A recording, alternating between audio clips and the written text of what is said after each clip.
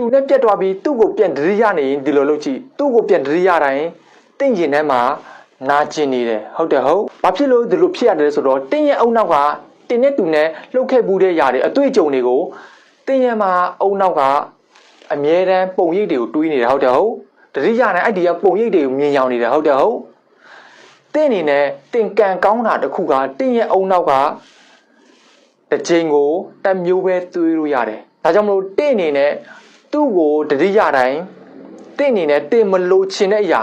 သူ့ကိုမယူသူ့ကိုမလို့ချင်တော့ဘူးသူ့ကိုမမျော်လင့်တော့ဘူးသူပြန်လာရင်လည်းဘလို့မျိုးနဲ့မှလက်မခံဘူးဆိုပြီးတော့တင်းအနေနဲ့တွေးဖို့လိုတယ်ဒါမဲ့တစ်ချိန်တစ်ခါတည်းတွေးလို့မရဘူး21ရက်တိတိတွေးဖို့လိုပါတယ်ခင်ဗျတင်းရဲ့အချစ်ရေးတင်းရဲ့အိမ်တော်ရေးအစင်ပြေလို့တင်းလို့တင်းရဲ့အချစ်ရေးတင်းရဲ့အိမ်တော်ရေးကိုထိန်ချုပ်ချင်တယ်ဆိုရင်အဆောင်ကိုအသုံးပြုလို့ရပါတယ်ခင်ဗျအဆောင်ကိုအသုံးပြုချင်တယ်ဆိုရင်ဆေးရိုက်ပစ်မှာအမြန်ဆုံးပြောထားလို့ရပါတယ်ခင်ဗျအဆောင်ကနိုင်ငံတိုင်းကိုပို့ပေးနေပါတယ်ခင်ဗျအားလုံးကိုအထူးချစ်ခင်ကျေးဇူးတင်ပါတယ်ခင်ဗျ